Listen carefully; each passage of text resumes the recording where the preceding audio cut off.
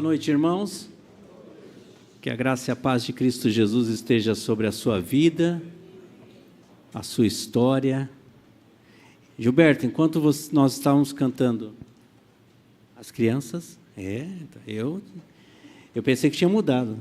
Então não. As crianças podem sair, é isso, Gina? Vem com a Gina então para cá. As crianças. Olha só, quantas crianças bonitas. Isso aí. Deus abençoe vocês, viu? Lá no momento que vocês vão estar aprendendo a palavra de Deus. Gilberto, quando cantávamos o 560, não é? O Rude, Forte, Contundente.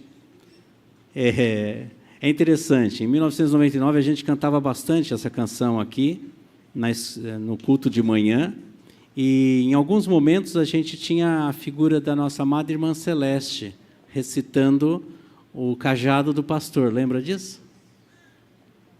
Você era dessa época, não? Não? Você é novinho, é isso aí.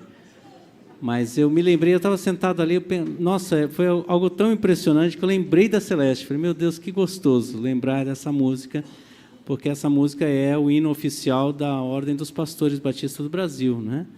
É muito bom a gente lembrar de algumas coisas. Mas o tema desse mês é Jesus transforma, e a Edna disse, ela perguntou, na realidade, se nós temos pessoas transformadas por Jesus aqui. E eu não vi para trás, eu levantei minha mão, porque Deus me atingiu, eu tinha 11 anos de idade. Passou um pouquinho de tempo, Gil, né? E nós temos andado com Jesus há 48 anos. E não há coisa melhor do que ter uma vida transformada por Jesus. Não é verdade? Quem já foi transformado, quem vive esse processo de andar com Jesus é tão especial, é ou não é? É bom demais. Se Jesus transforma, coisas boas começam a acontecer na nossa história. Nesse mês, então, o foco é falar sobre isso. E também, em 1822, no dia 7 de setembro, nós recebemos a suposta liberdade enquanto nação, não é isso? E ao longo dessa trajetória, desde 1822, nós lutamos dia após dia para nos manter como uma nação liberta, uma nação livre, uma nação autônoma, uma nação soberana. É bem verdade que em alguns momentos isso não é tão real. Então eu gostaria de afirmar aqui, hoje para nós, que a plena liberdade, se queremos ser pessoas livres, pessoas transformadas, viver diante de um cenário nacional, enquanto nação, também de forma livre, de forma soberana e de forma transformada, necessariamente e invariavelmente, a nossa plena liberdade passa na pessoa de Cristo Jesus. Por isso que Paulo, quando ele escreve aos Coríntios, no capítulo 5, 17 da segunda carta, ele diz, pelo que se alguém está em Cristo, é uma nova criação de Deus. As coisas velhas já passaram, eis que tudo se fez novo. É uma novidade de vida, vivemos isso. Por isso, então, eu quero reafirmar aqui que uma vida transformada requer a presença de Cristo Jesus. Não tem como ter uma vida transformada se nós não tivermos a passagem na pessoa de Cristo Jesus. Ele disse, eu sou o caminho, a verdade e a vida. Ninguém vem ao Pai a não ser por mim. Note, se ele afirmou que ele é o caminho, a verdade e a vida, ele determinou que o único acesso plausível e bom para se chegar até o Pai é por meio dele. Por isso nós podemos afirmar, Jesus transforma. E nós podemos nos envolver de uma maneira tão significativa dentro desse processo, porque nós desejamos ver outros e mais outros e centenas de outras pessoas também experimentando essa mesma transformação que eu e você recebemos em nossa caminhada. Ok? Pensando nisso, eu queria aproveitar e passear um pouquinho com vocês Edna disse que os jovens vão estar passeando, né, em trabalho, em missão, lá no alto do Vale do Ribeira, não é isso? E possivelmente no mês de novembro. E certamente será uma bênção poder vivenciar essa experiência de campo. Mas eu queria agora focar um pouquinho nas vidas, e eu poderia aqui, nós iríamos gastar alguns dias, se nós fôssemos falar de todas as vidas, à luz da Bíblia, que foram tocadas por Jesus, ou que experimentaram a transformação de Jesus. Não vamos fazê-lo, mas eu gostaria de pincelar aqui com vocês algumas vidas que, para mim, elas se destacam, não que as outras sejam menores, mas eu queria deixar aqui algo para que você e eu pudéssemos pensar ao longo dessa semana, que começa hoje, ok? Eu queria que você abrisse a sua Bíblia lá no Evangelho de Jesus, que Marcos relatou no capítulo 5, eu vou começar por ali. Pensando um pouquinho, a partir do versículo 21, Jesus ele tem como objetivo tocar vidas.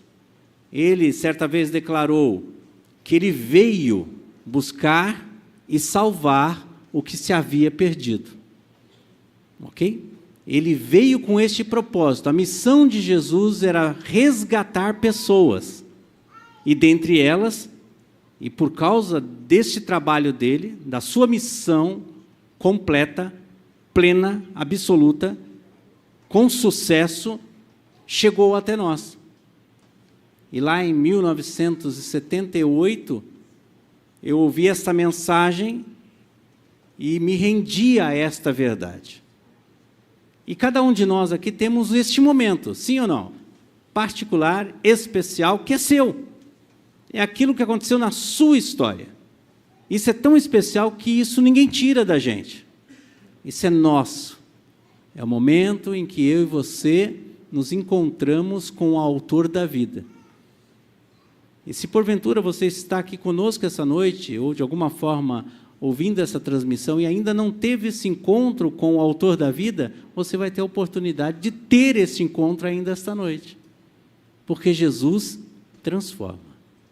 Jesus estava no seu ministério, andando pelas as regiões da Galileia e da Judéia, ali praticamente o seu ministério se esteve presente nesses dois grandes blocos, na época, de localidade. E ali no versículo 21 diz que, tendo voltado Jesus do barco para outra margem, uma grande multidão se reuniu ao seu entorno, enquanto ele estava à beira do mar. Então chegou ali um dos dirigentes da sinagoga, chamado Jairo. Vendo Jesus, prostrou-se aos seus pés e lhe implorou insistentemente: minha filhinha está morrendo, vem, por favor, e impõe as mãos sobre ela, para que ela seja curada e que viva. Jesus foi com ele. Esta é a primeira história que eu gostaria que a gente pudesse passear nela. Jesus estava, como sempre, em movimento, e o chefe da sinagoga, chamado Jairo, chega a ele e diz: minha filha está terrivelmente doente. Você que é pai, assim como eu, é algo tão complexo quando a gente vê os nossos filhos padecendo, doentes, não é? Me lembro que a Caroline, hoje uma mulher casada com 36 anos, né, amor? 36? Eu tenho que olhar para a minha ajudadora ali para lembrar a quantidade de anos das minhas filhas.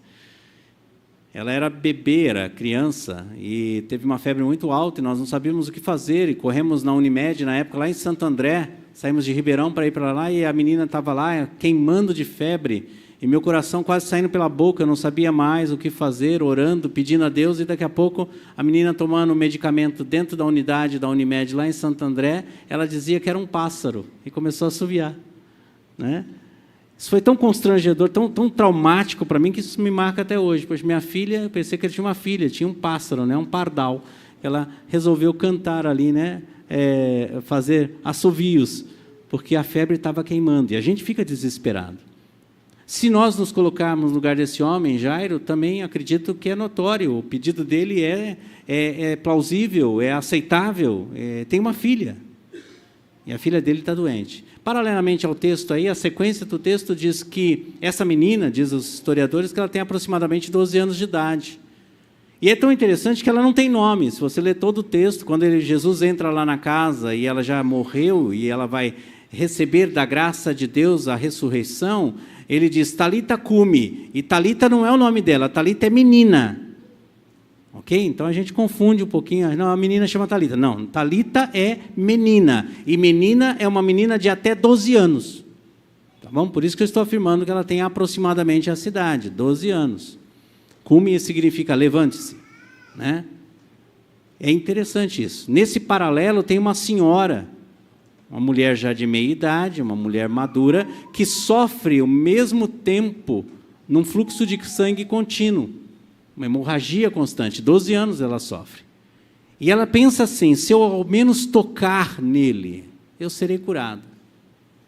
É interessante, se você perceber o texto, a mulher sofrendo dessa hemorragia, ela é curada ao tocar em Jesus. E aí, então, neste interim, chega o pessoal da casa de Jairo, de alguma forma conhecido de Jairo, e diz assim, olha, não incomoda mais o mestre, a sua filha morreu. Olha que informação terrível. Olha que notícia ruim a ser entregue. Mas alguém chegou a Jairo e disse, não incomode mais o mestre, a sua filha já morreu. E aí Jesus diz para ele, olha, Jairo, crê somente. E ele continua a missão de ir até a casa de Jairo. Ao chegar lá, muita gente já chorando, e Jesus então afasta todos e entra no cômodo onde está a menina deitada, já morta, já em óbito, não é? E carrega consigo alguns mais próximos dos seus discípulos. E lá então declara, Talita cumi, menina, a ti te digo, levante-se. E ela então levantou. Que história bonita, não? Fala a verdade. Que história sensacional. Jesus transformou a realidade da casa de Jairo e também transformou a realidade daquela mulher. O texto diz, não vou me deter a isso, você já conhece e deve lê-lo mais constantemente ainda, ela já tinha esgotado boa parte de suas finanças, para não dizer toda a sua finança, em procura de solução do seu problema. E não achou. Mas Jesus estava ali. Porque Jesus transforma. Passe um pouquinho as páginas, disse que a gente ia passear, não é isso? Então vamos passear na Bíblia? Vamos agora para Lucas capítulo 7.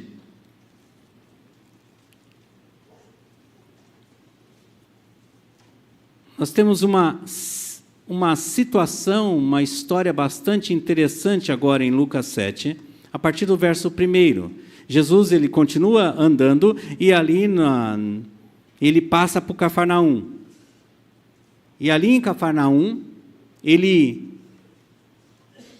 encontra um servo de um centurião doente, quase à morte, a quem o seu senhor, centurião é um soldado romano, ele tem debaixo do seu comando pelo menos 100 homens, né? Ele é um capitão de companhia, ele tem pelo menos 100 homens ao seu dispor, na sua tropa, e ele então ouviu falar de Jesus e envia alguns até Jesus, pedindo para que Jesus viesse até ele para curar aquele seu empregado, aquele seu servo, a quem ele tinha profunda estima. Quando Jesus se aproxima, o centurião dá uma ordem, ele é um homem, ele é um soldado, ele tem pessoas ao seu comando, ele sabe ordenar, e ele dá uma ordem às pessoas que o cercam, possivelmente os seus soldados, para ir até Jesus e dizer o seguinte, olha, eu tenho homens ao meu dispor, eu digo vai, eles vão, eu digo fique, eles ficam, então eu sei o que é isso, então apenas uma palavra sua é o suficiente. Olha onde vai a experiência agora desse centurião na pessoa de Cristo Jesus. Esse centurião consegue perceber a dinâmica da autoridade. E aí Jesus, inclusive, faz uma declaração interessante. Em Israel não encontrei uma fé como esta. E aí diz, o teu servo está curado. Que experiência. Uma pessoa de autoridade entende e percebe que a autoridade dele tinha limites, tinha teto, mas ele reconhece em Jesus essa autoridade e indo até Jesus, tem a sua história transformada. Há uma outra história que eu gostaria de deixar aqui um pouquinho mais à frente, no capítulo 8 de Lucas, ainda dentro do livro de Lucas.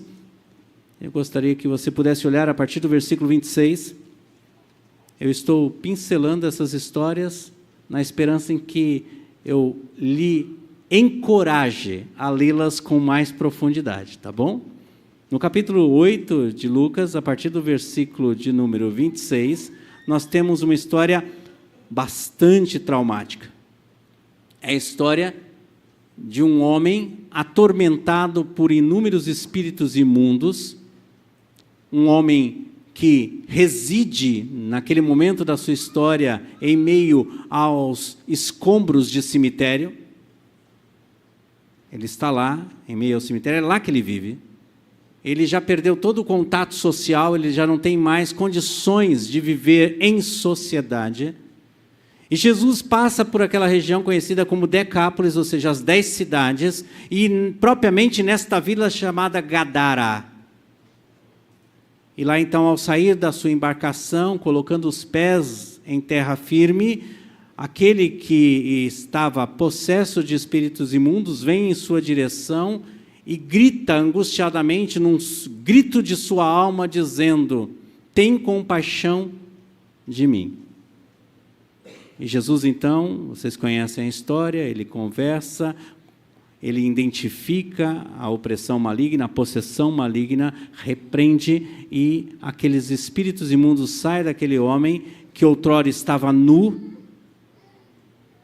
Agora então ele se vê em perfeito juízo. É uma história forte, é uma história, em alguns momentos, até assustadora, né? E agora, em Lucas 13 em diante, é a última história. Eu não quero que vocês se cansem, eu quero que vocês leiam esses textos em sua casa, mas nós vamos ver a história também muito interessante, agora de uma senhora já para cima da meia-idade, ok?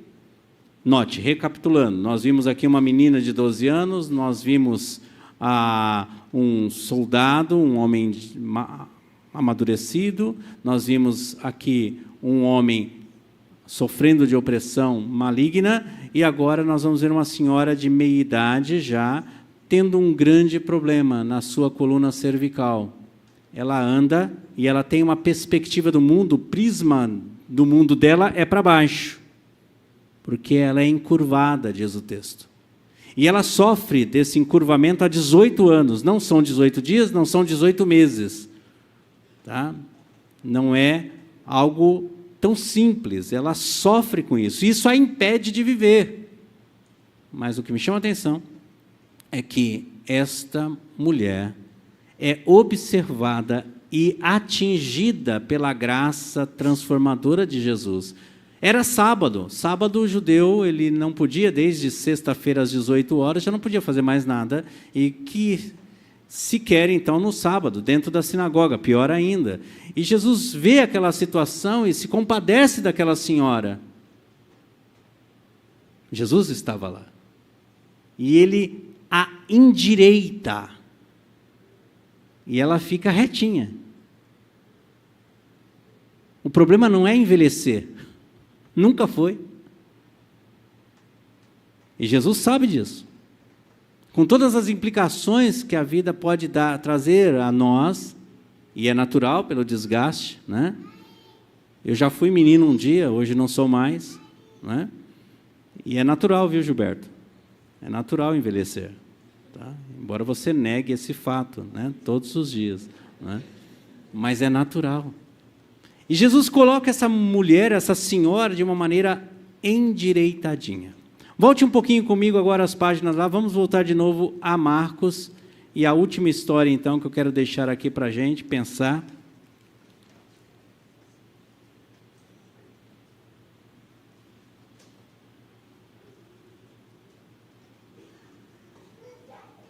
Desculpa, Lucas 7, me perdoa, Marcos não, volta para Lucas 7, e a última história que eu deixei intencionalmente para cá, está a partir do verso 11. Jesus, como eu disse, estava andando por aí, fazendo bem a todos, trazendo o reino de Deus, implantando o reino de Deus. E em Lucas relata isso, no capítulo 7, depois desta intervenção maravilhosa de Jesus em relação ao centurião, eles saem, os discípulos saem junto com eles, ele tinha uma turma que o seguia, e ali então, descendo em direção agora a Naim, há um encontro de alegria e tristeza. Jesus, junto com os seus, descendo em alegria, em celebração, entendendo daquilo que Deus estava fazendo, e saindo daquela aldeia, uma senhora viúva, diz o texto, perde o seu único filho, o arrime da sua família. E ali então, é um jovem, diz o texto que é um jovem, e há um choque. A ponto de Jesus até, se a gente ler o texto e não se aprofundar um pouco, a gente vê até meio que um Jesus meio indiferente, quando ele diz para aquela senhora, por que choras? É tudo que uma mãe não quer ouvir no sepultamento do seu único filho, uma vez que ela já é viúva. Por que choras? E Jesus então interrompe aquele funeral, toca no esquife, e é outra situação bastante interessante e profunda, porque ele dá ordem ao menino, e o menino volta à vida. E ele senta, diz o texto, que o menino senta. E eu fiquei imaginando quem estava carregando aquele caixão. Que situação! Larga ou não larga nessa hora? Uma situação desafiadora. Mas o menino senta e começa a falar. Por que eu estou contando essas histórias para a gente aqui essa noite? Por quê? O que ela tem comigo e contigo? É bem verdade que são relatos bíblicos, nós cremos de todo o nosso coração, este é o ministério do nosso Senhor, mas eu gostaria de afirmar aqui essa noite, a primeira verdade, porque eu estou contando essas histórias, é porque realmente só Jesus Cristo transforma.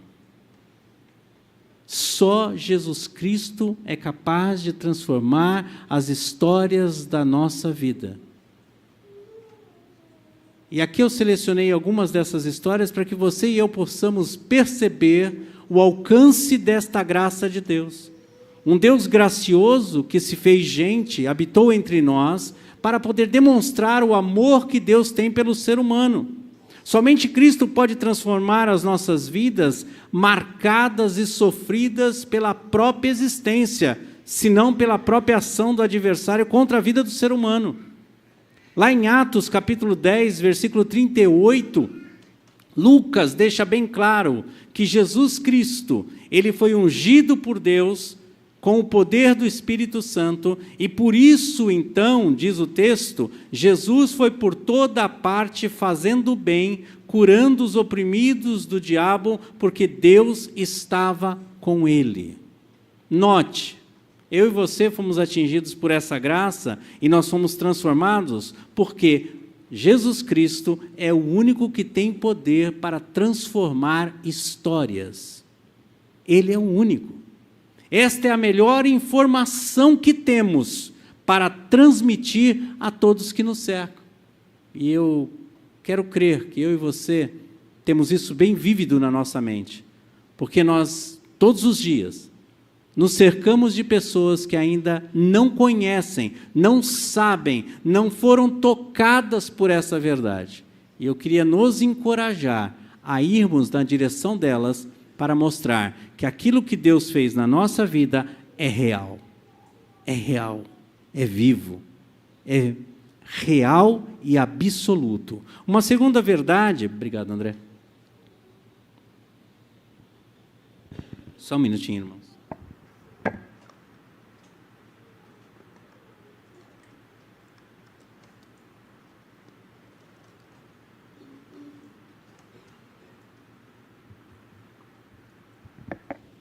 Uma segunda verdade que eu queria compartilhar com vocês, por que dessas histórias? Porque Jesus é o único que traz novamente a normalidade para a vida daqueles que por ele são tocados.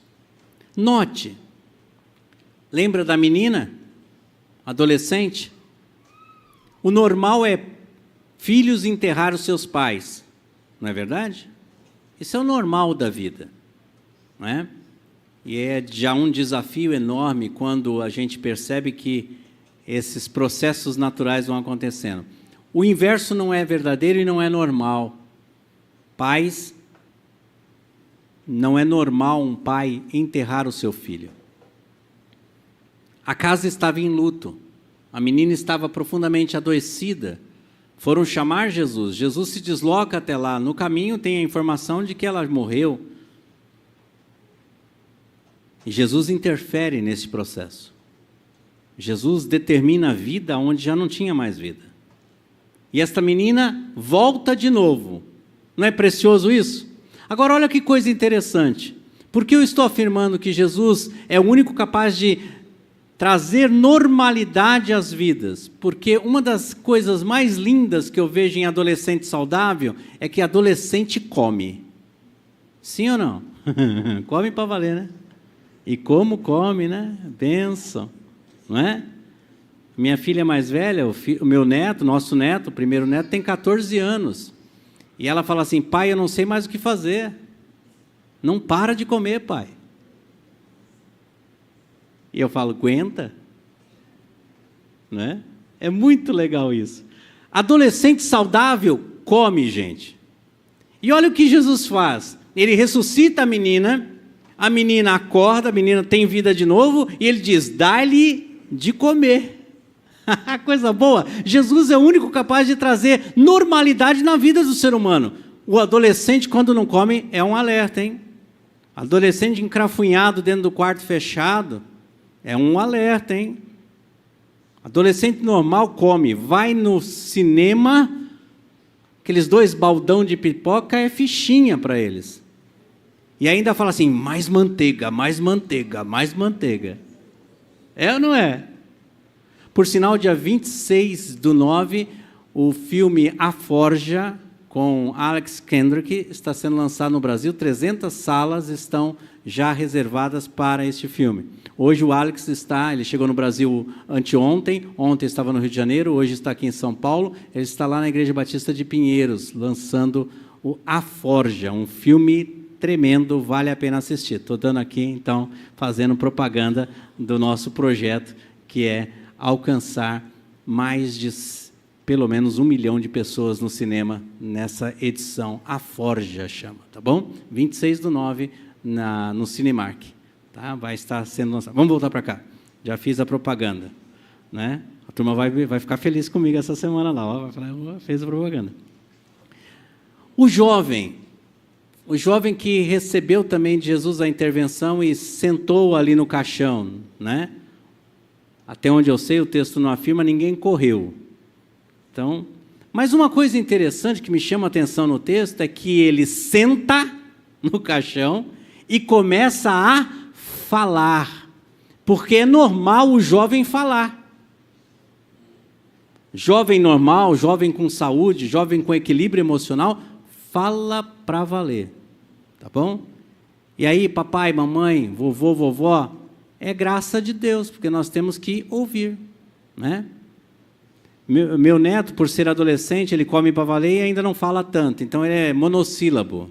E aí, Biel, como você está? Beleza. Quando ele começa a brincar comigo, ele diz assim, é tubinho, né? Ele começa a ter umas expressões assim, pode ser, assim, monossílabo mesmo. O jovem fala, então precisamos entender que isso é normal. E Jesus, quando interfere na vida da gente, quando Jesus transforma a vida da gente, ele traz a normalidade. Jovem saudável, jovem feliz, jovem abençoado por Jesus, fala. Ok? Deixa falar. Não corta. Deixa falar. É importante. Tá bom? Olha outra pessoa interessante, Jesus trazendo a normalidade. O coitado daquele homem adulto que morava no cemitério, andava feito um doido lá, pelado. Quando Jesus interfere na vida desse ser humano, traz ele a normalidade. O texto afirma que agora as pessoas o encontram sentado, vestido, ouvindo. Adulto saudável tem habilidade de audição, o que nós chamamos de escuta ativa. Precisamos aprender a ouvir as pessoas. A pessoa adulta, saudável, sabe ouvir. Jesus traz normalidade. E aquela senhorinha, lembra dela? Né? Eu sou apaixonado por pessoas idosas. Eu tenho um carinho especial pelas pessoas idosas. Eu vejo essa velhinha aqui com o cabelinho branquinho, já, né, bonitinho, penteadinho, talvez com um rabo de cavalo aqui, ou um coquezinho, né? Ela está ali, tadinha. Imagine essa situação, a coitada, ela vê o mundo assim, gente, para baixo. E Jesus coloca ela direitinho. Eu quase consigo ver agora ela fazendo caminhada no final da tarde. Né? Vou lá na praça, vou ver. Jesus me colocou de novo no trilho, no eixo. Ela não vê mais o mundo no prisma da encurvatura. Ela vê o mundo numa perspectiva legal. Ela consegue ver o sol. Vocês viram o sol agora de tarde, quando estava indo embora? Que coisa linda, né? Viram as fumaças também? Não. Só o sol. O sol estava bonito. Fumaça não tem nada bonito. E por último, então, todos que são transformados por Jesus têm uma vida totalmente nova. Grave bem isso no teu coração. O lar daquela família de Jairo nunca mais foi o mesmo, gente. A experiência que aquela menina tem agora na vida é tão profunda e ela tem o que contar. O jovem que foi restituído para a mãe tem uma vida linda agora e pode ser compartilhada. Aquele homem liberto por Jesus agora foi restaurado à sua família. Pense nisso. Um homem que vivera até então, nós não sabemos, a história não aponta, mas ele mora no cemitério, vive como um louco. Qual foi a última vez que ele viu a esposa dele? Qual a última vez que ele conseguiu abraçar a pessoa a quem ele amou? Agora ele pode fazer isso. Sabe por quê? Porque só Jesus Cristo transforma.